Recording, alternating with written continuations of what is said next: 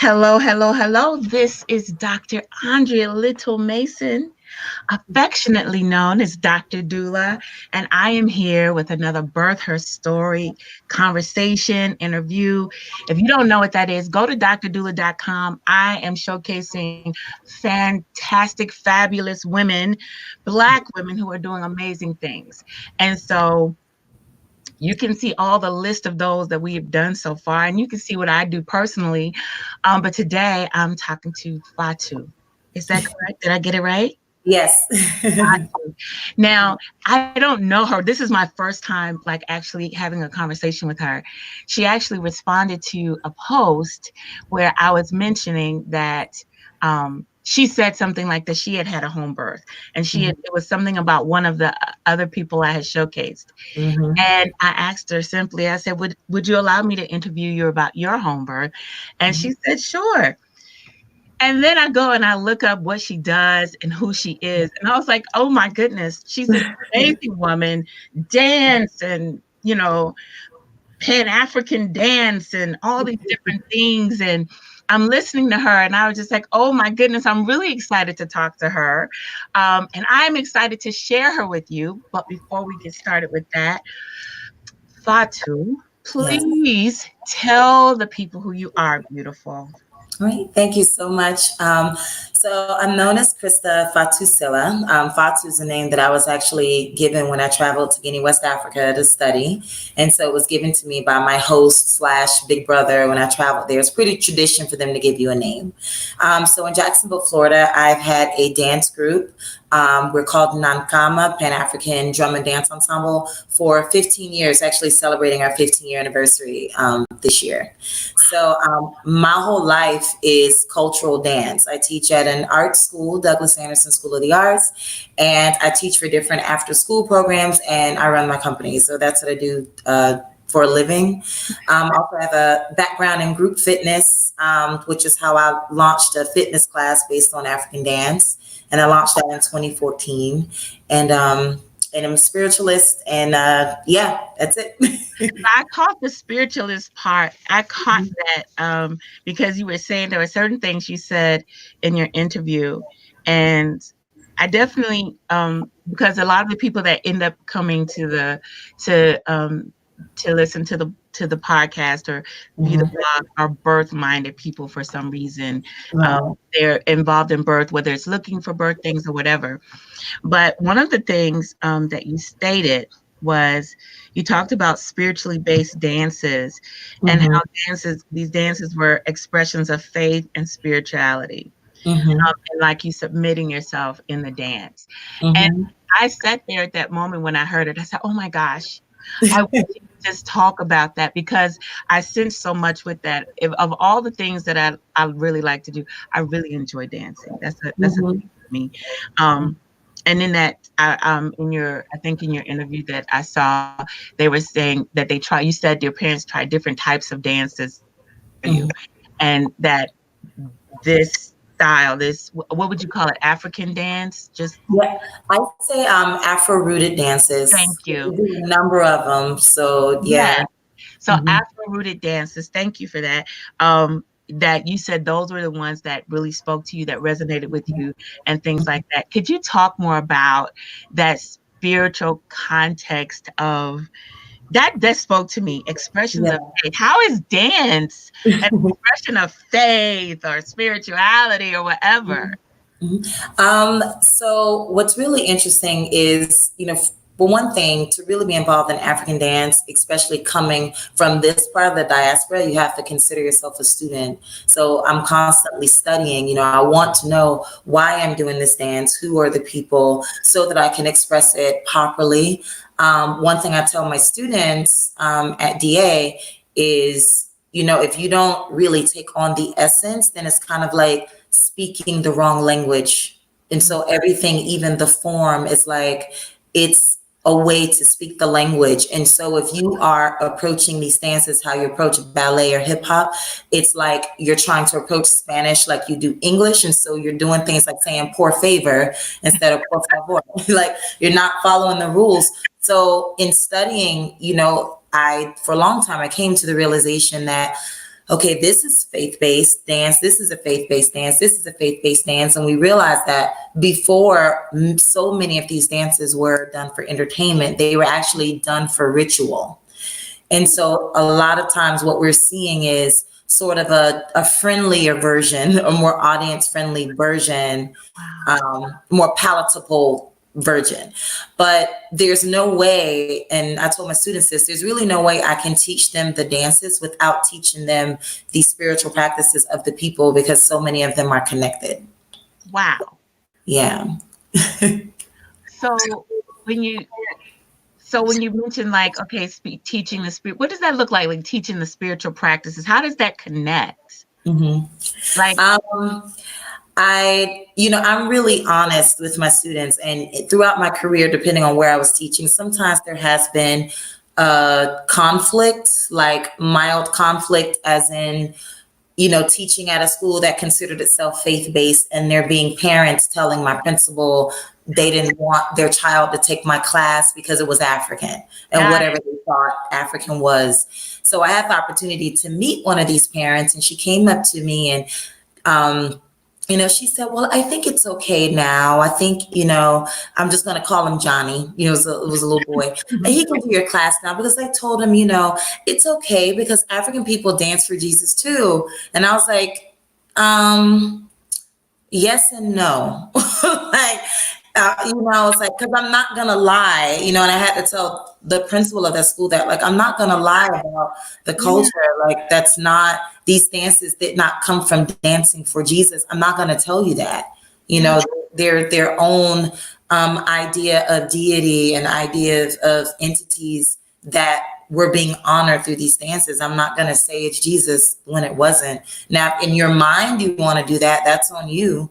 But I'm not going to say that that's where it's from. So I've made a commitment to be honest with my students. I teach an original curriculum. I teach one that I wrote, because there's no standard curriculum for world and ethnic dances in Duval County Public Schools. So I wrote my own.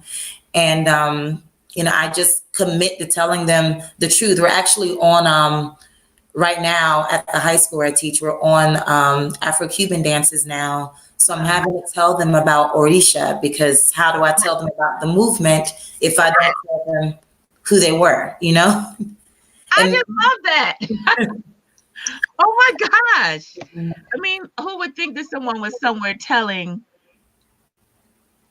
the children and teaching them just that, that type of historical context around it, when most of the time it is detached.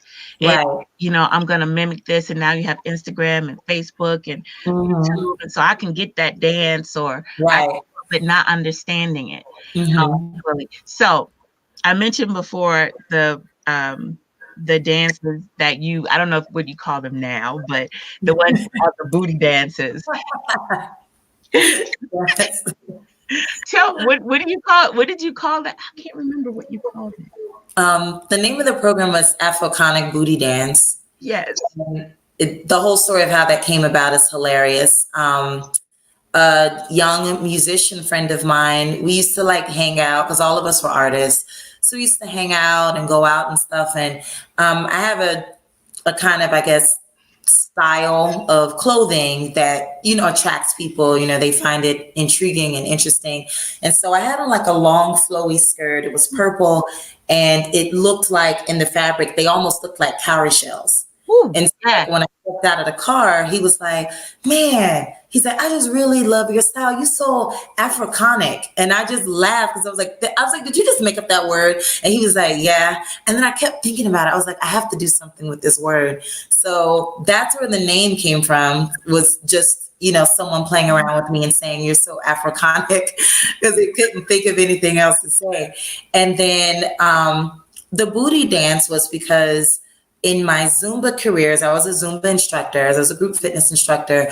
For whatever reason, those movements with me began to be popular in the Zumba community. So I'd earned the nickname Booty Queen. Stop. Yes, just because I have to shout out my friend Gabriela Ruiz. She nicknamed me Booty Queen because I liked to do more of the Caribbean and African styles in my Zumba repertoire. And so a lot of the hip movements, you know, people would be like, okay, your booty's mesmerizing. How do we do that? So I was like, I have to capitalize on this. So I really began to be fascinated with the dances around the diaspora that were done to enhance fertility or to express fertility. And I began to really study and kind of group those together and look at the similarities and the differences. And so I put those together all in a fitness format, because I also realized how beneficial it was for women to isolate those muscles and move them around. And also realizing women here, how few chances they have to do that. And so I started to think about, gosh, what kind of energy is just sitting up in there, like blocked, and thought about our us having so many fibroid tumors and endometriosis and all this stuff. So the class was really a way to let women express themselves and unblock that energy. Listen, I tell people, I didn't tell you, I forgot to tell you. Sometimes y'all just start talking good stuff, and from screaming, I just have my mini fits over here by myself. You know, I love it. I'm a birth worker. We're always talking about fertility. We're always talking about, the different things. You're talking about isolating muscles. You're talking about all the things, like all the things. Okay, let me collect myself. Oh my gosh. Okay, because first talk to the people, talk to us about when you say the dances, these were that this common thread, around the diaspora, and that was brought here, these were considered, most of the time what people think about is twerking, as if that's the only, context, and that it's just one thing, but I think I'll include a link to the video I keep referring to, so people, because there was video of you teaching your classes, makes me wish I was closer to Florida. But could you talk a little bit about, when you say fertility dances, and what does that mean? What does that mean to so that those of us that, especially as I say, daughters of the African diaspora, can understand that. What does that mean? Okay. One of them that my mind always goes to, because people's minds always goes to it, is a dance style called mapuka. And with mapuka, there's a playful like jiggling of the buttocks in all sorts of different directions and from different positions. And the whole point of mapuka, the mapuka style dance, was to show, if I can do all these things with my hips, look how many children I can have. I can birth a lot of healthy babies. So it was a mate attraction dance. There's another one. Well, when it got to the Latin American countries, it started to be called punta, but the name is actually bunda in Mande language, and bunda literally means buttocks. So the bunda ceremonies and doing punta, even now, people, I don't know, punta's kind of taken a different direction. We know it does once commercializing happens, but the bunda dance was all about, playfully moving the hips around and seeing who could move them the fastest. And they were done as part of a socialized mating, like you're going out to meet somebody and you're doing this dance. And we've carried so many dances like that with us through the diaspora. So what I've done with my students, either at the pre-professional studios where I teach or outside, once twerking, I mean, it's always kind of been there, yes. But I remember there being a specific year. I don't remember exactly when, but whatever year it was, Miley Cyrus did all the things.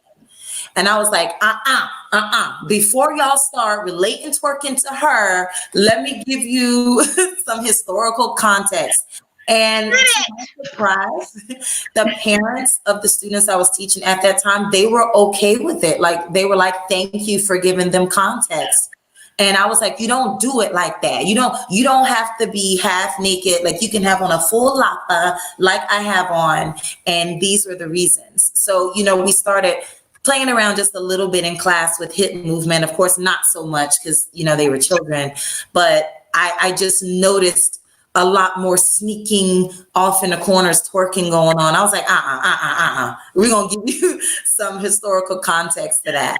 So it's really interesting, you know, these movements of the hips, they really have a purpose, you know, not just showing off. So I will even, with the women that would come to my Afroconic class, I would even round it back out and end with New Orleans bounce, with Nola bounce, usually a song from Big Frida, and us doing twerking in that style as a way of saying, okay, now we're going to bring it all back home, because this does come from that. You know, it's a little more aggressive, you know, it's a little more extravagant, you know, showmanship, but it's still part of that, you know, and it's still in a spirit of fun. Everything wasn't so sexualized that it was like sex, sex, sex. A lot of it was just, we're just having fun. We're having fun and showing what we can do. So. I love that. You mentioned children. Now, one of the things that I want you to comment about this, because you have been able to go and travel and come back. I know that it's not like the dance is just taught, okay, now you're 18, you're 21. Right.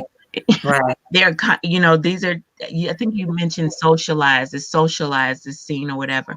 When we mention twerking over here or anything like that, it's always seen as something, all of the context is gone, like you said, but any type of hip movements, you don't have to call it twerking, but if little mama is doing any kind of little thing, you know, maybe she's just whatever, there's often assigned, you know, something derogatory. And your experiences, you know, how do you said, you mentioned with the children that you taught them, but not so whatever because they were children. Right. Can you expound on that? And what does that look like, whether it's on the continent or how you teach it here? What is that graduation like? Often I mention this because when we talk about birth often and things like that, here in society the way it is, there is, you know, you're too young to know about that. You're too young to know. You're too young. Historically, that's not really how we were. That's not our historical context. Right. And there is a gradual bringing, you know, there are rites of passages, you know, that bring you into womanhood in a certain way. Birth being one of them, you know, first moon cycle being one, you know, but it's not just okay, you're on or you're off. So when you talk to the children, like, just if you could just explain a little, what is that like? I think the Caribbean islands have kept more of its authenticity than we have in the United States. If you could just talk about that. So yeah, I think what I did is kind of, I took the mild for, like I told them the history, and I told them, okay, you all are all into twerking now. Let me tell you that Miley Cyrus didn't do anything new. Let me tell you that such and such is not doing anything new. And then I talked to them about the bunda dance, bunda/punta. I talked to them about the mapuka, and I just really did milder versions, you know, with them. Just so they could get their satisfaction of playing around, but not doing too much. And then it was cute because then the parents were like, okay, when you going to schedule a class to teach us the real stuff? So one of the things I did, I set a piece where they did the traditional piece that people are always looking for from me. And then there's a point where they went off and they changed and they came back in more up-to-date gear, but still having African fabric. And they did sukus, and they did a more contemporary style of sukus. And I chose that one because I knew that if any of the parents had a question or eyebrow raised, they could easily look up videos of sukus and see children dancing it. So they'd see that the children were right there getting it too. And yes, it's hip movement. And I explained about, you know, the Congolese association and how so much of the Congo dances are just in the hips. It's a very central and rooted dance. So that's how you move, and everybody does it, no matter what age they are. So So still, even, I'm sorry, go ahead, finish.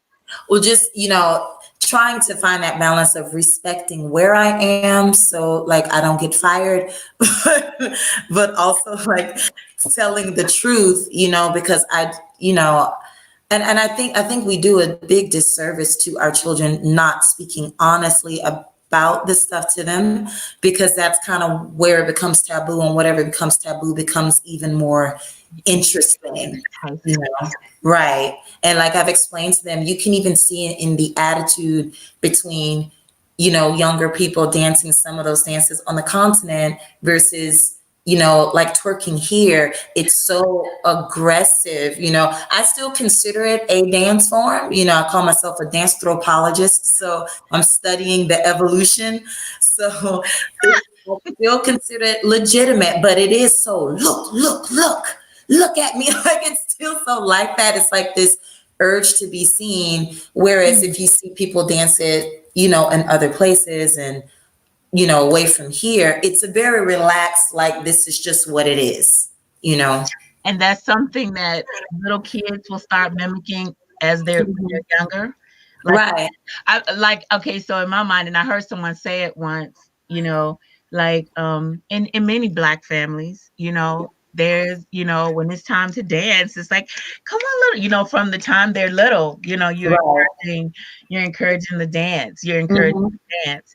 And so whatever they've seen or whatever they're trying to do, they might be mimicking a parent or and then this can be a little one, Mm-hmm. Mm-hmm. but it's not necessarily like that in majority culture, Right. set up that way. Is that one of those things that we brought over here as well? Like, just that whole context of you learn, you're in the family, we're here, Right. there's music, we're dancing. Is that when you said people of all ages, Mm-hmm. is Mm-hmm. that like from the littlest one finding their bearings on their feet to the oldest elder that are Mm-hmm. doing these dancing? Is there's no shame and there's no, oh, can you get what I'm saying? Is it like that? Right. Yeah, I think it's definitely just part of who we are to involve the whole family. Yeah. And with the way we often have to live here, we get away from that. We get away from having our kids around us when certain things are going on, and then we pick up those ideas that this is inappropriate, they shouldn't be around, but it's because we already think it's inappropriate. And some things are inappropriate. Yeah. But I think, like I said, I think we just do kids so much of a disservice.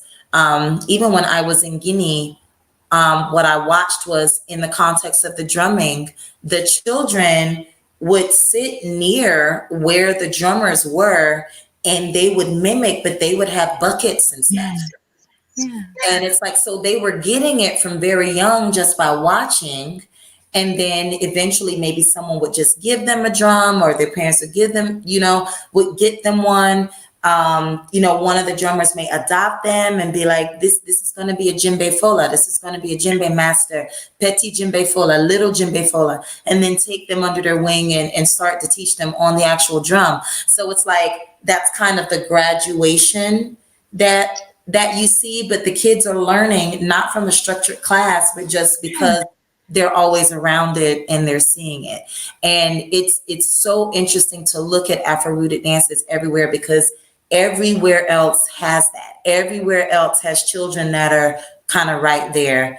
There's a documentary I show as part of my curriculum called Roots of Rhythm. It can be found on YouTube, and it was narrated by Harry Belafonte. Wow. So it's like, it was in the 1980s. Like, it's a pretty old documentary, but it's really, really good. And he was talking about the evolution of rumba. And he was in this neighborhood, a very African neighborhood in Cuba, and interviewing people. And then you saw them, all dancing around in the house to the rumba, everybody sharing food and drink and laughter. And then there's a little girl, she comes up and she's just there doing the rumba. She couldn't be any older than like 6 or 7, and how does she know the moves? Because she's been there, watching them. Yeah. I had a similar experience the way my husband and our family has connected back to the continent through South Africa. And so everyone has their dances. It's much different. The dances are a lot different than West Africa, but it's the same context of being around. I think it's Zena that they do, and that is a like whew. I had a traditional wedding.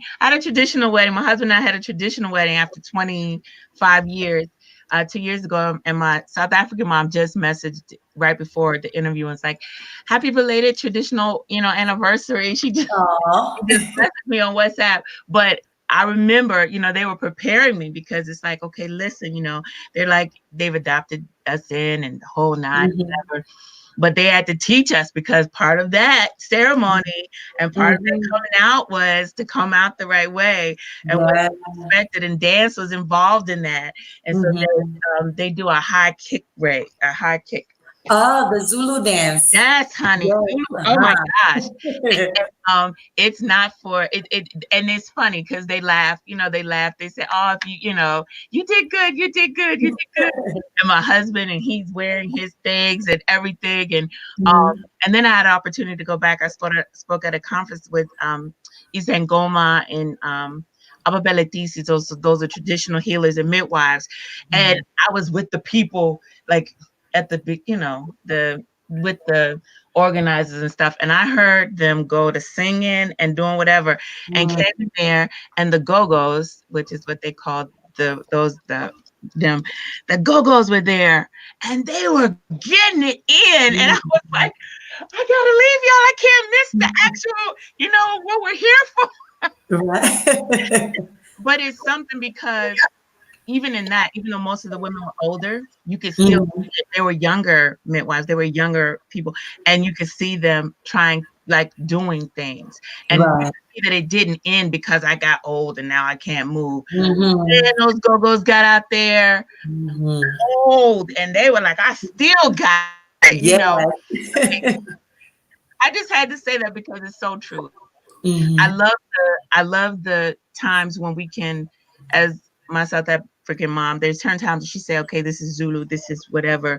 And then there's certain times she says, this is African. This is just African. And so I just I thought about that when you mentioned that. And also the part where people see, and that whole thing of this is bring this person here, because we talk about midwifery, if we were in our culture the way it was, someone would identify, this one right here, this one, maybe they would say it to the midwife, or the midwife would see something in them, and they would begin to apprentice in that way. Now there's school and structure and it's different, but I want to, so your dance, you had a home birth. Yes. How do you feel? Okay, I want you to, of course, tell whatever you can tell about it, but did your dancing in any way, like you talked about the fertility, you talked about the isolation of muscles, you talked about all of that. Was any of that in your mind as a birthing mom? Was it a thought? Was there preparation in any way? Or was it just, you thought back on it and you thought the relationship to dance? Or do you think about dance at all when you think about birth or your home birth or anything? I will say, this was my home birth was my second pregnancy. And the first one was a hospital birth. I was also a lot younger. I was a teen mom. And definitely two very different experiences, because with my second one, I was a lot healthier because I was dancing. Okay. So I did dance throughout the pregnancy. I danced up to like a week before he was born. So yeah, and we didn't know when he was coming. We just happened to go on holiday break. I probably would have kept dancing. So I had not studied as in depth on the sensual dances then. I actually didn't get that education until later, until after he was born. But I do feel as though dancing and the awareness of my body, which is what my midwife said, I think it definitely had a lot to do with my experience with the home birth. All I knew is that I wanted to do things differently. And so when I found my midwife, what I liked was whenever I would ask something, still kind of coming from the Western medicine perspective, because that's what I was coming out of, but the residue was still there. You Yeah. know, she would always bring me back to me. She would be like, well, do you feel like you need to stop? You know, she'd be like, she was like, you will know when you need to stop dancing. Cause I would say, do you feel like I need to stop dancing now? Do you? Cause I mean, there were people, cause you know, they don't know. Of course. They were trying to project a lot of fear, you know, in me. And also to my mate, you know, at the time, there were people like, you letting her do all that? And he would look at me and look at them and be like, do you see her? Do you see me stopping anything? Like, do you think I have a let's opportunity? Like, you do know her, right? Exactly. Exactly. So, but I really very much appreciated that, because it was confirming the path that I had been on, you know, a few years, but was still kind of, you know, shaky whenever someone would come along and be like, oh, why are you not taking medicine? You taking them plants. And it was like, I know what I'm doing. I didn't have enough words yet, but I knew what I was doing, but I didn't have enough words, you know. So sometimes when someone would come back with that old fear, I would get knocked a little bit. But my midwife was very, she was committed to home births, but also doing them, you know, safely. So her office was in the same building as a normal, like, obstetrician, a conventional obstetrician. And so if she, you know, did her physicals, looked at the person, took health information, health history, and if she felt like, I think this person may be a little higher risk, they could go right there, still to the same building. She could keep a relationship with them so that they didn't feel like they were just tossed over, but they had access to, you know, this other care that they may have needed if they had other contraindications or whatnot. So, but the experience of bringing me back to, you will know, it confirmed this power that we hold. And I think it's just so important for women to have that, they know, because we're always being told when it comes to our bodies, we don't know. Exactly. And women carry that themselves, you know, that they don't know. Do you feel You like know? do you feel like understanding about your body through dance, you mentioned Mhm. it being a spiritual kind of thing, even before you had identified it necessarily as that. But do you Mhm. feel like it in any way influenced your home birth? Was your home birth what you desired for it to be? Yeah, it definitely was. I mean, we had the house like set a certain way. I'd gone and gotten a dressed lavender candle. I was like, this is gonna be the candle when I'm in labor. And there was a lot of meditation. We were doing that all like throughout the pregnancy, because those are practices I'd already kind of gotten into before. So, you know, utilizing certain herbs to strengthen and prepare, you know, my uterus for contractions. We were doing like a lot of that stuff like throughout the pregnancy, using visualization practices for, you know, the contractions. I mean, at some point, some of that goes out the window Yes. and you just become wild woman. But my midwife said also that that was okay. You know, that that's just the primal energy. So if you need to grunt, you need to scream, you do it. You know, that's all part of the process. So, And so, okay, so I just, what would you tell at this place that you're in now? What would you mhm. tell, or would you have any thoughts or anything that you could share with women that, I mean, because you're just amazing. I just have to say that.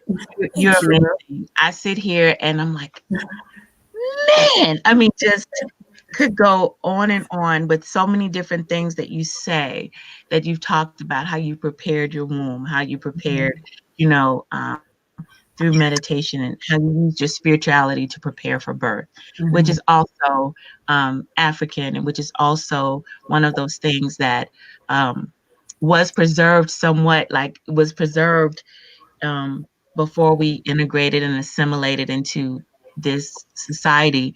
We Mhm. understood some things, we Mhm. remembered some things. But is there anything that you would say to someone that is, because I hear people talking about dance a lot and Mm-hmm. pregnancy and everything. Is there anything you would say to a woman, or advice or anything that really wanted to utilize dance as a way to prepare for her pregnancy, for her birth, during pregnancy, for to prepare for pregnancy, after, just the whole nine? Is there anything Yeah. you would offer? I would tell them it is perfectly okay. Don't let anyone tell you that it's not. Of course, barring that you have, some sort of indication medically that you can't move. But it is okay. Don't be afraid to. You may even find that you want to, that it feels good. I didn't just dance like during my pregnancy. I also like walked and Yeah. jogged up to a certain point. Like I did yoga. I went to yoga classes. Like I did it all. So don't be afraid to move. Your baby's just going to move with you. Your baby's going to be okay. Your baby's going to be happier. That you are moving and that you are healthy. Movement helps abate some of those symptoms like nausea. Okay. I did experience that firsthand. So, and also that you'll know what you need to do. I know I did. I knew when it was time to stop doing quick turns. My body let me know, no, ma'am, it's too much belly for that. I love that. I tell my clients often, and many of those of us who support women in birth will say, "Look, the same way you got the baby in is the same way you need, to Yeah. that's how you Hmm. want the baby out." And that's what I Yeah. think about when you talk about that, when you mention Hmm. in the movement, because I think that, especially when people are laying in the bed and are not really moving, and you have to ask, you know, Hmm. if you're in certain settings, can I, Right. can I do whatever? I just want to Right. say thank you so much for taking the time to Thank talk you. to us about who you are. I'm like, where has she been all my life? Oh my goodness. But I Well, just, this is the positive part of social media is that you can come across awesome people. Thank man, you are amazing. And I would just, you. I will be following you just Thank you.